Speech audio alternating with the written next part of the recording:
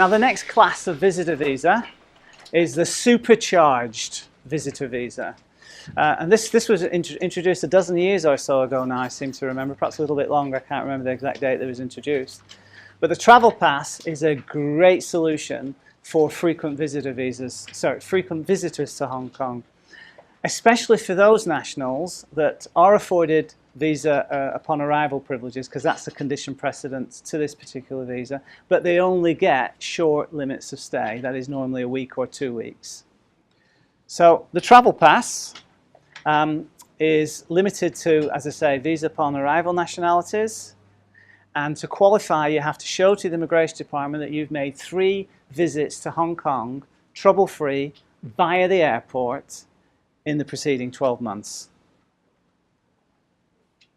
Why by the airport? Because they want to place as much.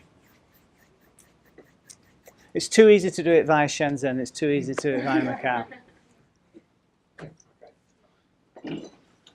Okay, so in order to get this supercharged visitor visa status, which comes in the form of a booklet, by the way, you need to show as part of the application that there is a continuing home country employment, because the idea is that you're able to show a special benefit to Hong Kong, or that your visits can substantially benefit Hong Kong.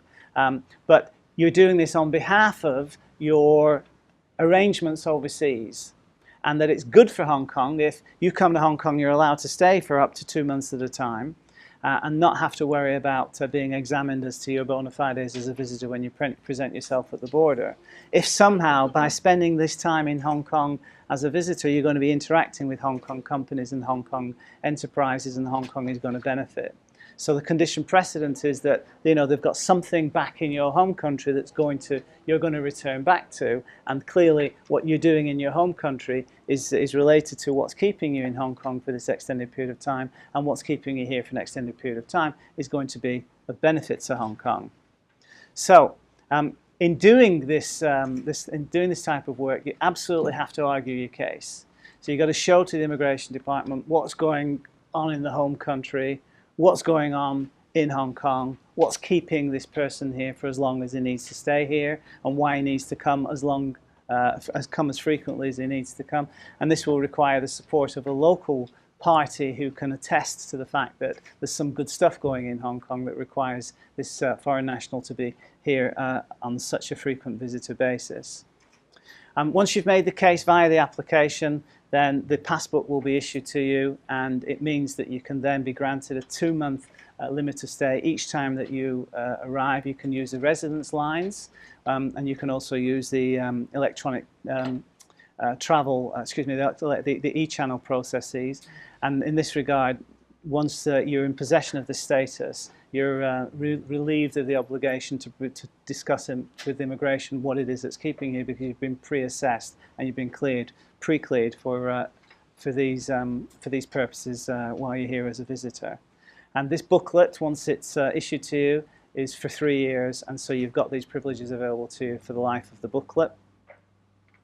But it doesn't give you any residency privileges. So it's not an alternate to an employment visa, for example. And certainly you can't bring your family members with you under the status and secure dependent visas for them, and you can't go out and secure a foreign domestic helper. You can't sponsor a foreign domestic helper if you're holding a travel pass. So I think it's a great status to have for especially Indian nationals, for example, or Filipinos for that matter, or Indonesians. They are given all of this time here and all of this sort of no questions asked entry under the travel pass, which is quite different from if they're presenting themselves for admission under the normal visa upon arrival arrangements. Okay, any questions on the travel pass? Well, once again, everything that you need beyond what I've got to say to you today can be found on the Hong Kong Visa. What are the indicators as to who you would say to them, oh, well, why don't you try the travel pass? I mean, is it based on their nationality? I mean, like, for instance, if you hold a UK passport, I mean, you can get in and out quite easily. Yeah. Like, and you can get in and out, with a number of frequency without being prompted. Yeah. Unless, you do the overnight trip, for 12 months. And normally it's for those nationals that only get short limits of stay, Oh, okay. 2 weeks at a time, and they're coming a lot, and then immigration again antsy with them at the border, and they want to do something about it. So the travel pass is an ideal solution in that situation. Do they have a limitation on number of days they can spend over 1 year using this travel? No. No? No, no, No? not one whatsoever, no. So you can apply for a travel pass and stay in Hong Kong for 3 years? Well, you've got to leave every 60 days because you only get 2 months on arrival. Yeah, so you could go for 59 days, and then you could exit. You could come back, but at the time of seeking an extension to a travel pass, there's going to be an examination of what you've been doing, and you're going to be called to account for that. I'll give you an example. We had an Indian client, investment banker from India, needed to come to Hong Kong in pursuit of an intercompany transferee situation with his investment bank employer. He was bringing his wife. She could get a dependent visa. His father, who was living with them, couldn't get a dependent visa. So this gentleman's career move actually represented a breakup of the family. So they came to me and said, well, what's the solution? I said, well, okay, what's going on in your lives? And it transpires that they had a family business. And they had a family business, and over the years, 5 or 6 years in fact, they'd been trading intermittently with one particular supplier of the merchandise that they deal in Hong Kong. So I said, well, okay, tell me about the family business. And it was decent, sizable, credible, all the rest of that. The father was effectively the retired chairman in that, but he was playing a special ambassadorial role on occasion. So I said, well, okay, I think there's room here for a travel pass. How does that work? So I explained to them how the whole mechanics and the things are. So we gathered all the documents on the Indian side, and he clearly had an office because he had an employment because he was fulfilling this office, and he had tax returns to show that he'd been working, he continued to work for that business.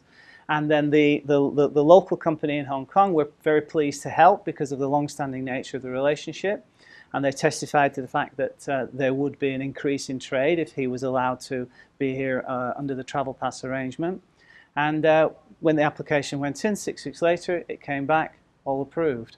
Now, at the time, it was clear that they weren't exactly sure whether or not he was going to be engaging in the developments of new business for the Indian company whilst he was in Hong Kong. But apparently, he wasn't sitting at home every day. He'd picked up the phone and he'd made some connections, and he was speaking to his contact and what have you. And indeed, I learned subsequently, business between the two enterprises did improve and did increase. So from that perspective, the travel pass had served its purpose. But most importantly for the client, the use of this strategically had allowed them to keep their family together, because he was going to be traveling home to India every now and again anyway, and they had some other family members in the US that he was going to go and see. So it was a perfect solution to them in their situation, because he was never going to get a dependent visa. Yeah? The level of evidence that you have to provide for this, is it similar to an employment visa, or is it like much less, or? The thing about immigration that's so good about if you're a lawyer is you get an opportunity to tell a story and carry an argument. So if you go into it from the perspective of, right, we have to prove that there's a pre-existing employment, and we have to show that there's a local contact, and we have to show that there's trade between the two of them.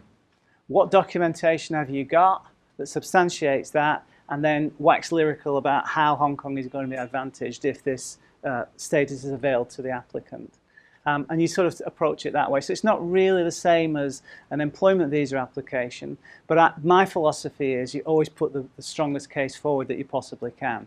So, instead of being a little bit conservative about the documents that you're going to use, we just go whole hog and look for this type of information. Give the immigration department something to think about.